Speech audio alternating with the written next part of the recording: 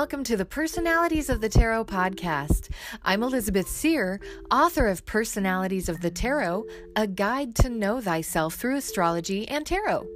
Although that book isn't currently available while I work on a revised and expanded second edition, if you are interested in learning to read tarot for your own self-improvement and empowerment, my book, Ex Libris Tarot, the revised and expanded second edition, is now available on Amazon for only $11.99 plus tax and shipping. It's available in print edition only because it's set up with space to write your own notes and impressions of each of the cards. I'm really excited for this book, and I think it's a great addition for the novice tarot reader, or, just the type of person who maybe wants to pull a card for yourself every day. I've been told by past students that the structure of the book and the easy definitions of the cards are really a good way to become acquainted with the 78 cards of the tarot.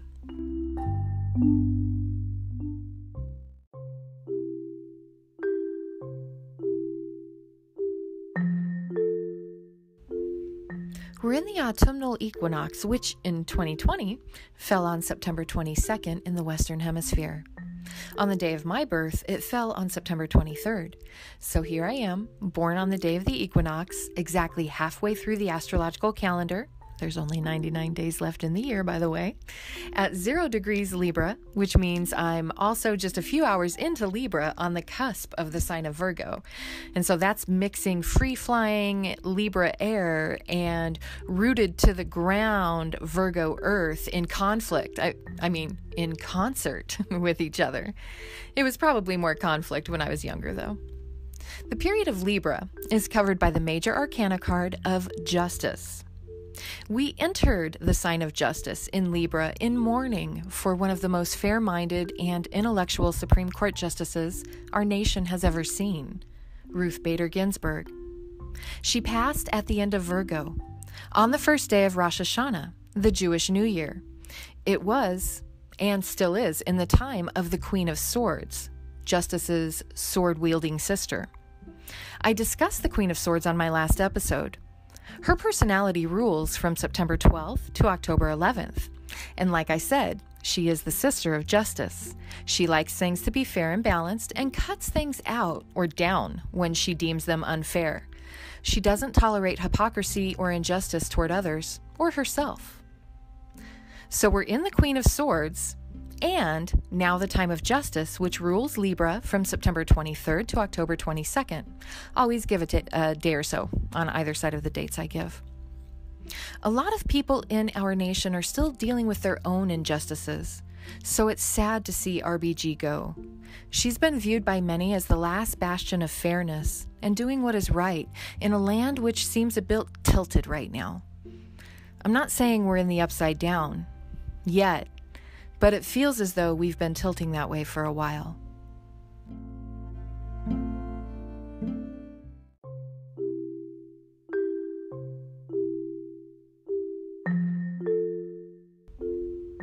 So let's talk about the personality of Justice and those Libras who embody it. If they're showing us their good side, they're impartial, fair, responsible. They acknowledge truth, weigh all factors, see all sides, and understand the impact of karma. What you put out into the world really does come back to you in some way, somehow, every time. For those Libra who manifest the dark side of Justice, well, they're the opposite of the good stuff, really. They're wishy-washy, unable to make decisions. They lie, and those lies always catch up to them. They're irresponsible and hypocritical, and they're relentlessly judgmental without knowing all the facts. As a Libra myself, I can say that those Libras who act in the dark can one day redeem themselves and be the best of justice, taking responsibility and righting wrongs. For everyone of all signs now, the time of Justice can indicate dealings with the government or law. You think?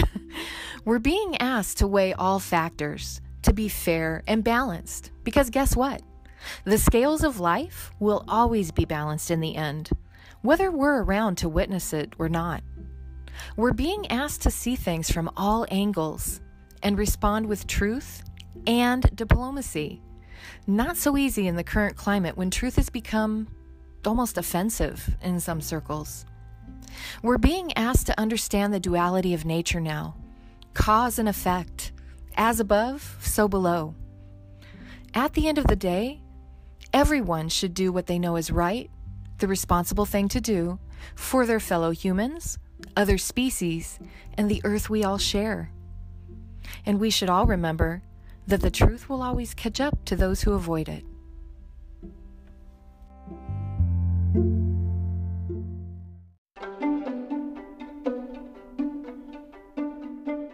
It's famous birthday time! Here's a short list of some of our favorite Libras born September 23rd to October 22nd. And of course, in no order. Linda Hamilton, Bridget Bardot, Janine Garofalo, Moon Zappa, Truman Capote, Jimmy Carter, Mahatma Gandhi, Sting, Charlton Heston, John Lennon and his son, Sean Lennon, who were both born on October 9th, John Lithgow, Arthur Rimbaud, and Timothy Leary.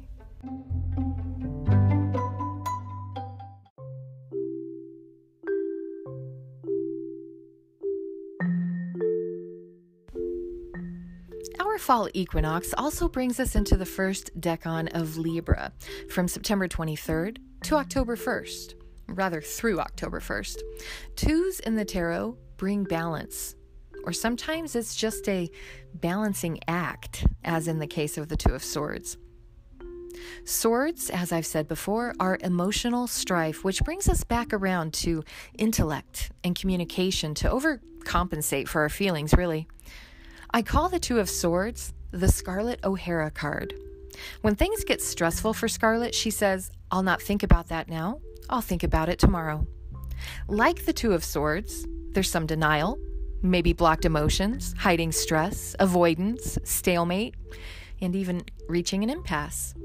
During this time of Libra, September 23rd through October 1st, we're all being asked to deal with emotions, feelings, and responsibilities, which aren't always pleasant, but they need to be taken care of nonetheless. The time of the Two of Swords can bring peace by acknowledging issues and making reasonable decisions to deal with them, while also understanding the consequences of your actions. It's time to deal with something using wisdom and fairness. Clear it off your plate now. If you're a Libra born during this time, your sense of justice is likely heightened because you're the Queen of Swords, Two of Swords, and Justice. They all have swords in their hands. While the Two of Swords is really peace at all costs now, if the Queen or Lady Justice is poked enough, she will fight, and she'll fight well.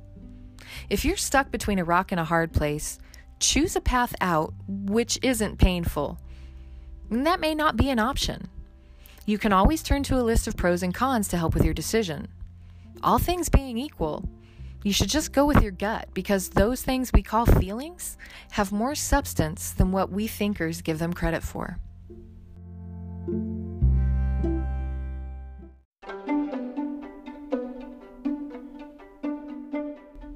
It's Two of Swords famous birthday time! As I was looking for birthdays for the first decan of Libra, September 23rd through October 1st, I realized that Michael Douglas and his wife, Catherine Zeta-Jones, are both Libras, born September 25th, just 25 years apart.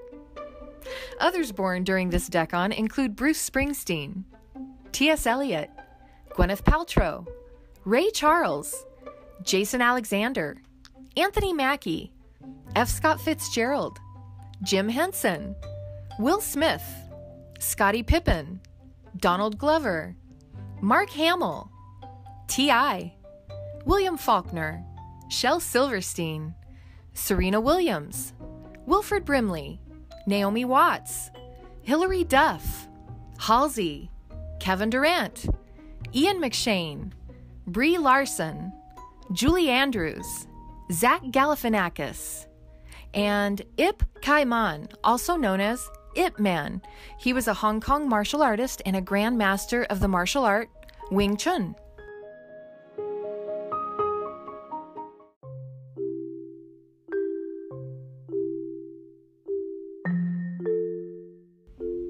We're officially in fall, so I hope to see the temperatures in Phoenix finally drop below triple digits soon, maybe, hopefully.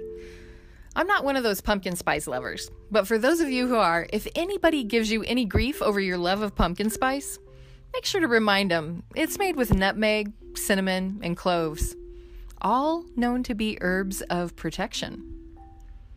As we celebrate the time of justice, make sure to remember that justice isn't what's good for one person or small group of people.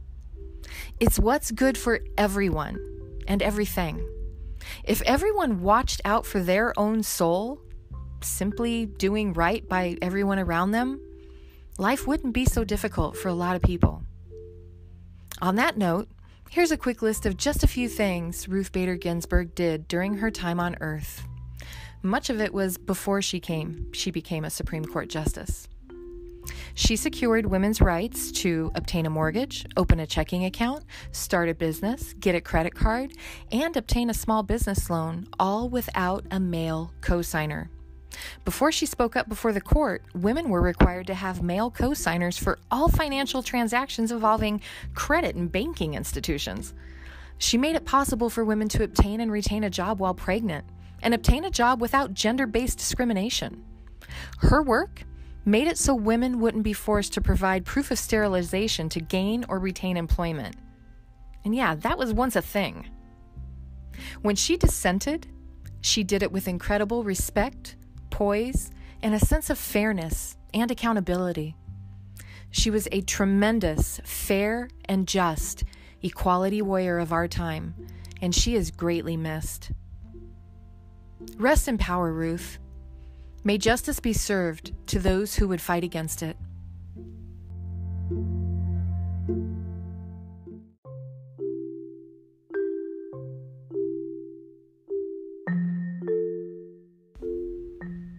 The next episode, around October 2nd, will be a discussion of the mid-Libra decan from the 2nd through the 11th of October. It incorporates the displeasure and the heartbreak of the Three of Swords. We'll talk about how to work through the energy to be more successful on the other side of it. Here's a hint. There's no other way, but to be fair and just in all of our dealings. If you like this podcast, please make sure to share it. I get a fraction of a penny for every listen, and I'm beginning to become a bit concerned about rent, utilities, etc. for October. If you'd like to support this podcast or my work, you can go to elizabethseer.com. You can make an appointment for a tarot reading or purchase a recorded reading through my shop. You can visit Amazon.com and order my book, Ex Libris Tarot, for only $11.99. And you can make donations to support this podcast directly at anchor.fm/Elizabeth Seer. That's anchor.fm/Elizabeth Seer, SEER. Thank you for taking the time to listen. I'm Elizabeth Seer, and I'm thankful for this time with you.